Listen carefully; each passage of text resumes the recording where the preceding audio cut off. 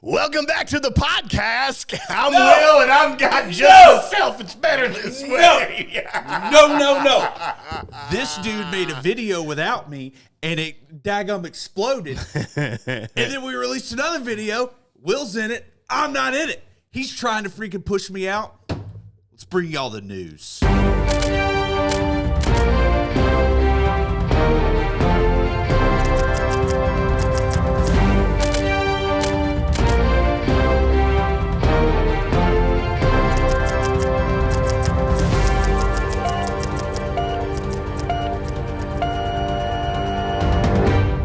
We've been doing the news. This is a big news item.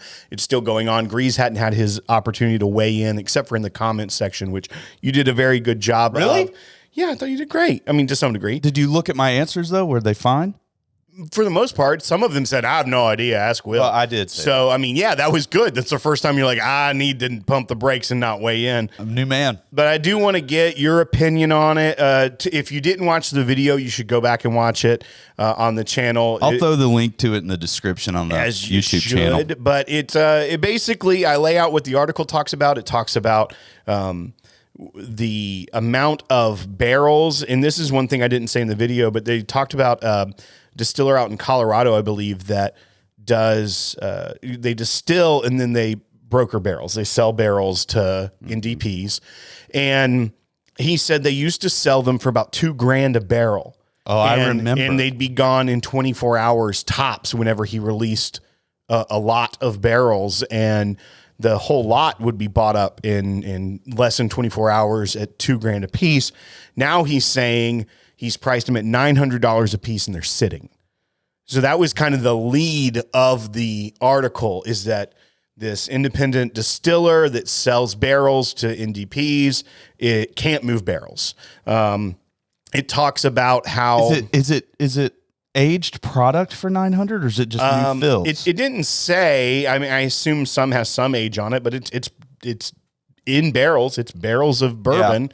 Yeah. Can't move them at 900, so under half the price. We talked about months ago, back when the quarterly earnings report came out, and MGP 24% down in revenue. We talk in the article. It talks about, for the first time in about 20 years, in 2023, the market shrunk by 4%. No, that was 1.2%. Oh. And then last year it went down to 4%. Right. So 2 back-to-back years of a contraction of the market. In the first time since I think 2002 was the last time that it was the first year of like positive growth in the market, and it had been positive growth ever since. So declines in sales for 2 years straight. The next day, Brown-Forman put out a press release saying that they're laying off 12% of their workforce. They are closing the Louisville cooperage. They had sold the Alabama one, which they touted very heavily that was when they opened it. That was a little while ago. But they sold it the prior year, or earlier in 2024, rather. So about a year ago now, to Independent Stave Company, which is the largest barrel maker in the United States.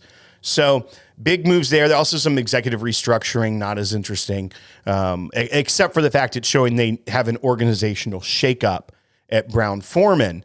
All that was happening while we were on a Jack Daniels trip. I'm literally event. Standing right next. Don't say a full title. Just say to a high up PR person. You don't want to give too much away. But not just like Tennessee PR. This was big PR. Yeah. So I just start seeing him. I start seeing him like scrolling his phone a little bit more, popping over here, taking a call real quick. It was because that press release had just come out. So all that, and I get texts. Oh yeah, go ahead. I get texts of like, and I'm like on this tour with them and all this other stuff, and I start getting texts, and I look at that, I'm like, oh.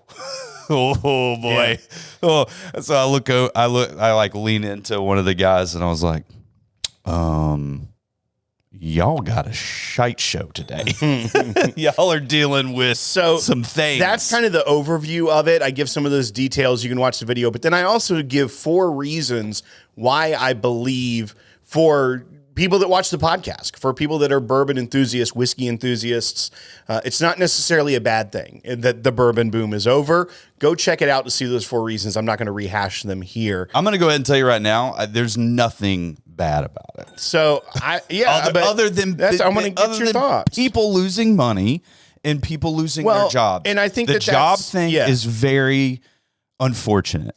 It's very unfortunate. And that's why But the expansion of what they've done over the few years has brought those people on. And I think that if to your point as well, like we have to look at this objectively. Like I don't think I ever want to look at an industry and be like, yeah, I'm really happy that they're going to do poorly for a minute, or that they're going to have a contraction or a correction in the marketplace, or anything that is a negative trend. But we have to look at it objectively, because we're not really an economic, we are not like an economics or finance show. We are a show for people that enjoy whiskey, and American whiskey specifically. So when you look at that, as you say, whenever there's economic downturn, correction, any sort of reversal of positive gains, there's a human cost to that you can't overlook. That's not something anyone hopes for.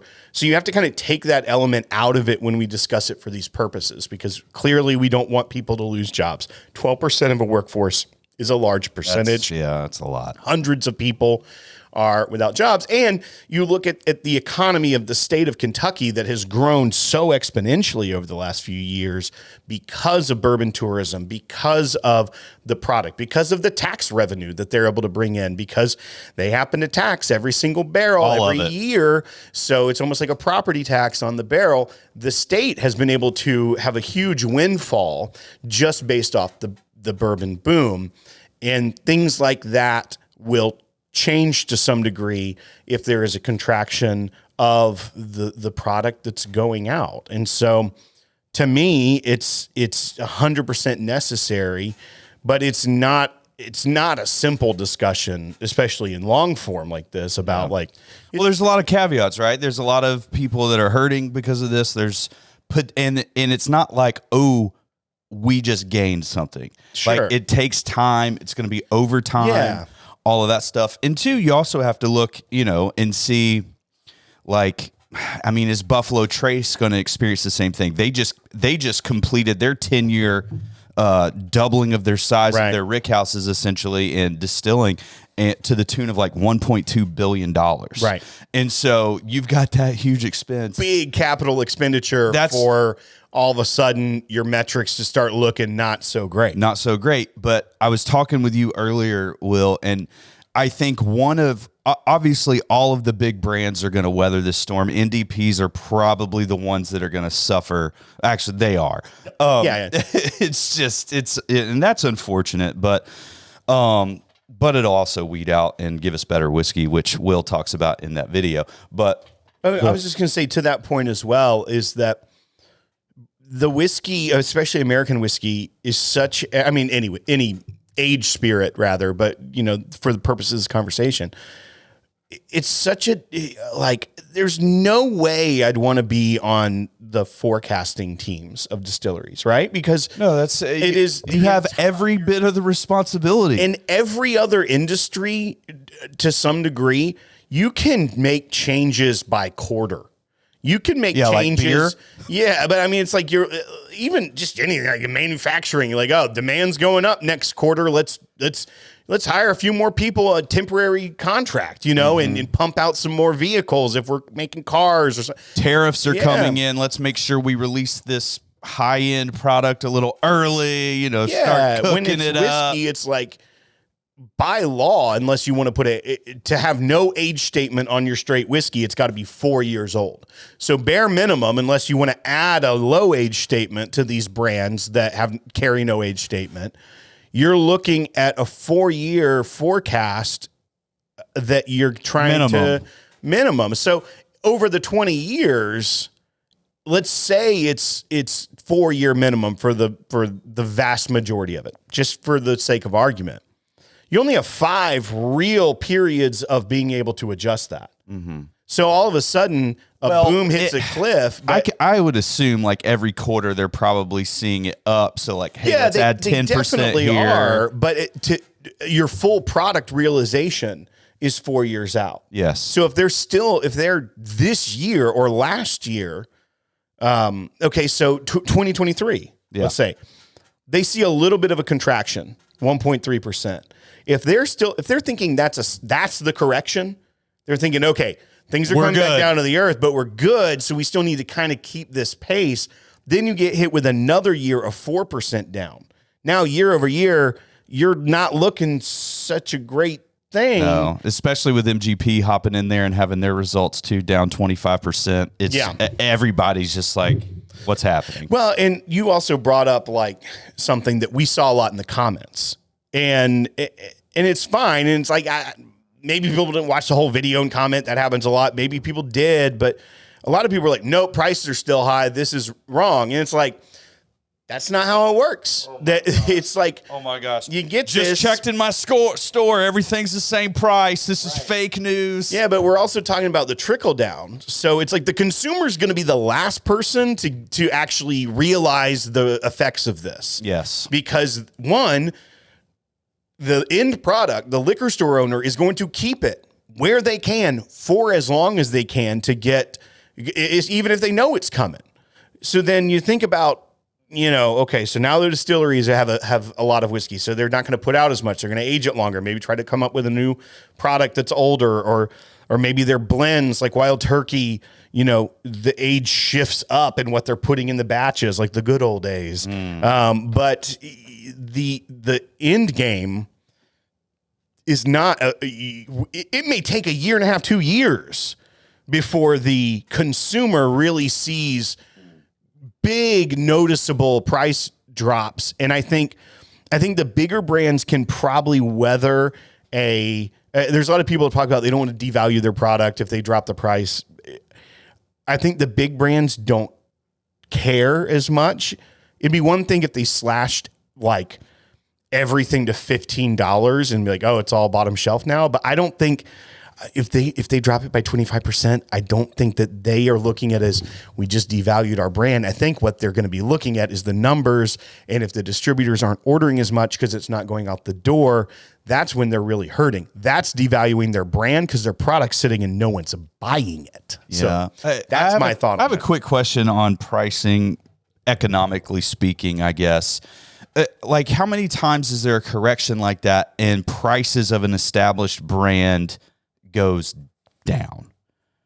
Well, because what I think would potentially happen is that, okay, let's create another brand that's more economical, might be very similar to what we already have, but it's a new thing. I think I'm talking about like lower age stuff, higher age stuff. This isn't apples to apples because first of all, my entire life of drinking bourbon has been within the uptick of the trend, right? Like, so the bourbon boom, the beginning of it, the real growth started early 2000s.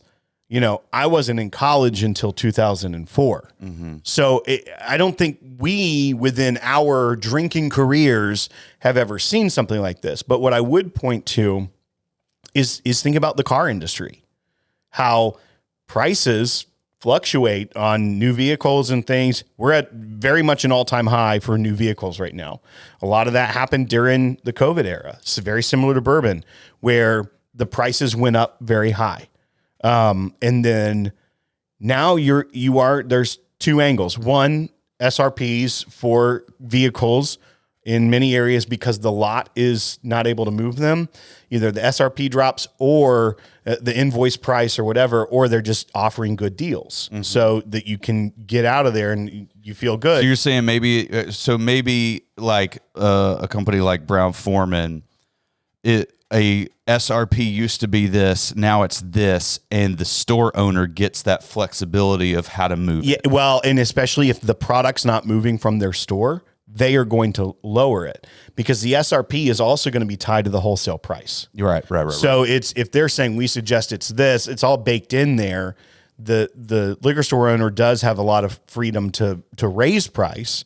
Some states have a mandatory minimum, like you can't sell it under the SRP, but or 10% below SRP, something like that. But because you can't discount it per se.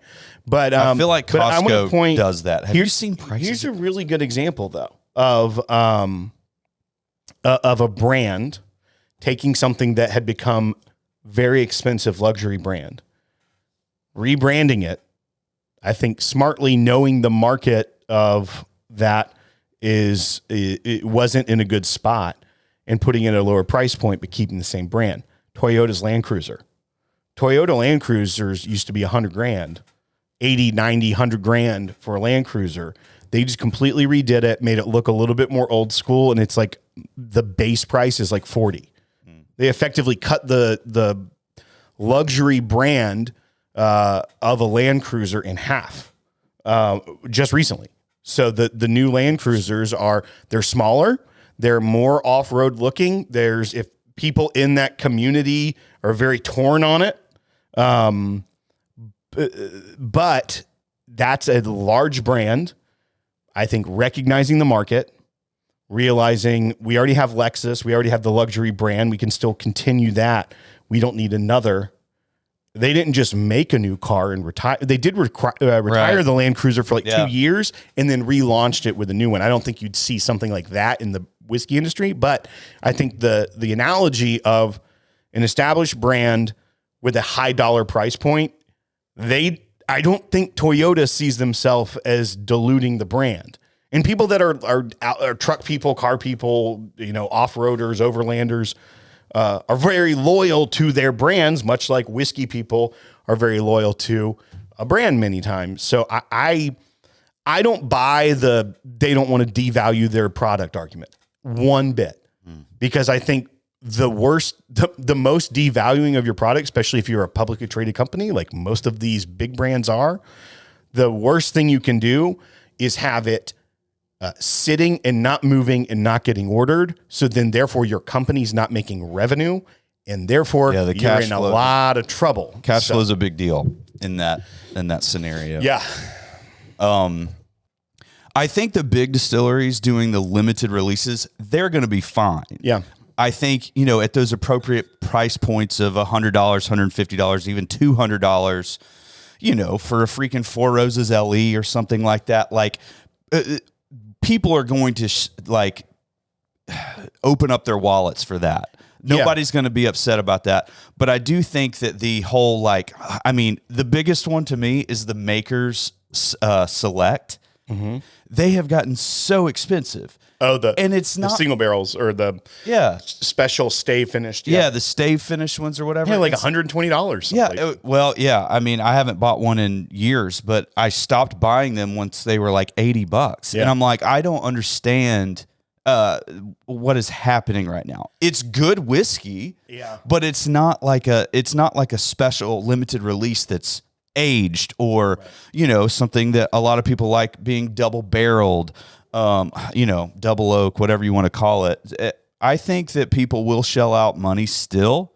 I think a lot of things are going to stay the same price, but then I could see kind of the lower level market or whatever really, really bounce down on the price, because you're right. They're sitting there looking at these barrels and they have to move them.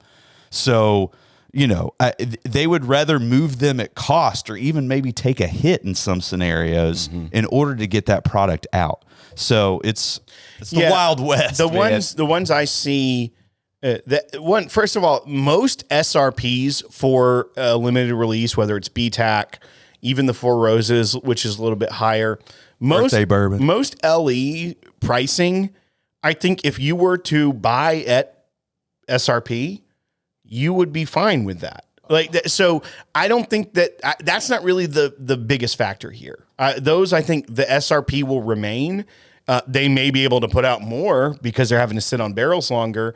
But the retailers are the ones that are really going to have to to start deciding. Like they're going to have to open up their hand a little bit. If there's not as much demand. Now, once again, the demand for those, I think, will continue to be high.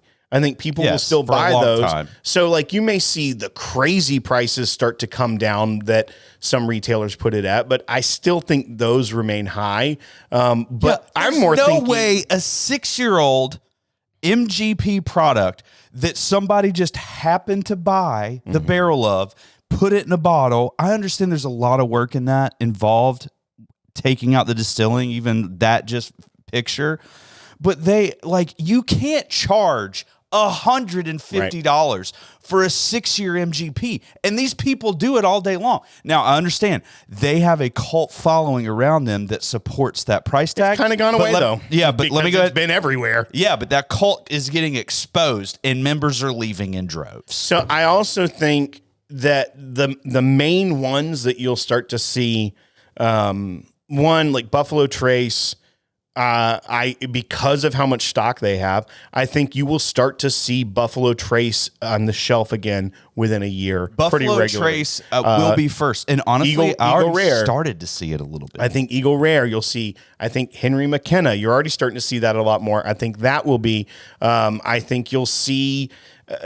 Brands like that we used to take for granted, will come back, and you can actually go buy that whiskey again.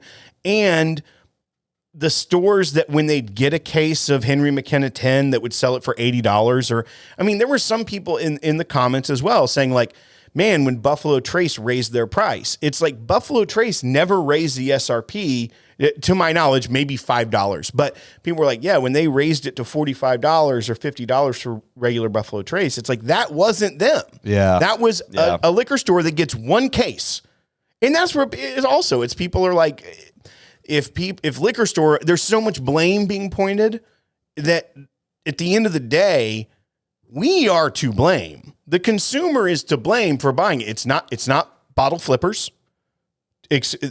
Maybe for like the Pappies and the high LEs, that sure, but it's not for the everyday stuff. It's not the bottle flippers that buy it. It's the people that would go and see a case of Buffalo Trace and think, I haven't seen that in a while, and buy the whole case. And then that tells the store owner, I can raise the price on this a little bit. And maybe some of them are thinking other people could buy it. Maybe they're thinking, no, I only get one 6-pack. No one comes in here and buys a 6-pack. The term greed gets thrown out a lot. And I hate, there's on CNN right now. There's at the top. And this is like, goes back to the 80s, like, greed is good, the Wall Street movie. And that term is thrown around so flippantly about, I think of the people in our state that are mom and pop liquor stores. They're only allowed to have one license unless you're a big company that somehow flouted the rules and got away with it. Not naming Total Wine has to. Yeah. But they got stopped. They can't open a third. They got to. Yes. So, well, here's the deal. You and I both know you give a little bit. Yeah. It's a little easy. But it's like, I don't look at these people that are like the liquor store owners we know work more hours for a thankless job for most part to own their own store. Like, they're hardworking entrepreneurial people that when people people saying this is capitalism, all these blame games over liquor. You're going to really get mad that it's that evil corporatism and capitalism that's driving up the prices. It's like, no, it's because you're buying it.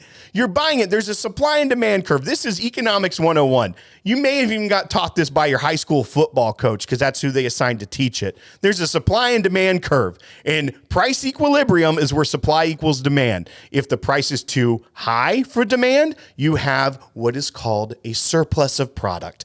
If demand is too low, demand is higher than the price equilibrium, you have a deficit of product. And so what is happening when a liquor store owner gets one daggum 6-pack of something that is a $25 bottle of bourbon, and one person comes in, this is not greed. This is, I really like the product and I want to buy it. What do? They raise the prices. Why? Because they have a deficit. Price is not in equilibrium with demand. That's literally the most basic economic rule. If you want some sort of socialism involved with purchasing liquor where the government is allocating you bottles like Soviet Russia, you get in your bourbon line and you walk through and they go, here is your Buffalo Trace. Here is your Buffalo Trace. You don't get Buffalo Trace today. You get Heaven Hill. Is that what we want? This is not greed. This is just a market economy. I mean, we do that with I mean, if somebody gets a barrel of Blanton's or Eagle Rare or Jack Daniel's Barrel Proof or Heaven, whatever, people just stand in line. Well, and it's like communion. It's greed, please. But saying it's greed is such an entitled statement. No, not. I'm not saying you. I'm saying, and this is probably going to make some of you mad. I couldn't care less. I don't care. But saying it's greed that a store owner will raise a price and it will sell at. Right. Is business. If you say it's greed, that means you feel entitled to a bottle of bourbon. I feel entitled to nothing. Because you know how many B-Tacs I have gotten in the last several years? 4? No, I've gotten maybe one bottle of B-Tac. Maybe one. How many years? 3. Oh, in 3. Okay. Yeah, well, 3 years I've gotten 2. And you know how upset I am about that? Not. No. You know how many bottles of Buffalo Trace I've gotten in the past year? 2. In the past year, 3. 1 was given to me from my brother-in-law in Ohio because Ohio has a glut of Buffalo Trace. But it's like, Is it kind of similar to what they did in Georgia with Eagle Rare? I find they have a different system. I don't know. Okay. But also it's Ohio. They feel like they need it. Yeah. Yes. But that's once again, and this is a tangent and I'm fine, but I don't like when I'm sticking up for friends that are liquor store owners and even people that are nasty liquor store owners in our state. They still have a business. Yeah. They're still, liquor store owners aren't living the lavish, like they're not living in a $15 million home because they raised the price of Pappy by $300. By $1,000. $1,000. You know what? They work their butts off. They run their own business. Very tough. Good for them. And you know what? If it doesn't sell, they're eating that cost. Well, and they're eating it. The only way they bought it from a distributor. The only way these retailers even get their box of, Blanton's, like even that, like you've got to sell a crap ton of Wheatley vodka. You got to sell a crap ton of Fireball. And like these owners are pushing that product all year long. Right.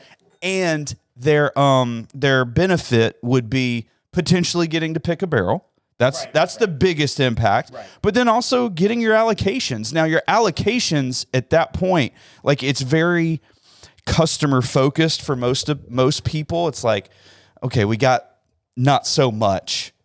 I've got 5 clients that spend, $30,000 in my store a year because they own a catering company or something. Like, yeah, like a lot of people are going to hook those up. And if they don't hook those people up, they have every bit of right to put that bottle up there for $2,000 and let it sit. And that doesn't mean necessarily that they're greedy. Here's what it means. Don't buy anything from that store.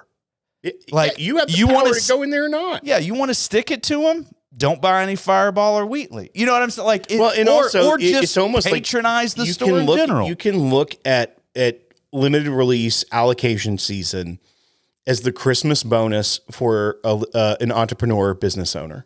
Yes. Now, and you think that bonus is going to be to the moon, and then it ends up. Well, it's you can decide what you want to do with it. Like it's guaranteed to sell. Right? It's a product 100%. Not in your inventory that's guaranteed to sell. So regardless, you get it in. If you are the person that I've made relationships, I'm going to sell it at retail to individuals, or if I'm going to do a lottery at retail, or if I'm going to do a lottery at 25% raised. The distilleries are gifting it, and the distributors are gifting it to the top sales performers. Like if you work in sales and at the end of the year, you've performed really well, you're hoping for a good bonus. Not that that's in your salary, not that that's in your normal expected, but that's what you're aiming for. And for a liquor store owner, they are hustling product for an entire year to hope that they made the right sales, they had the right customer mix for the distributor to look at them and say, here's 2 bottles of Pappy 15, here's a case of Midwinter Nights Dram and this.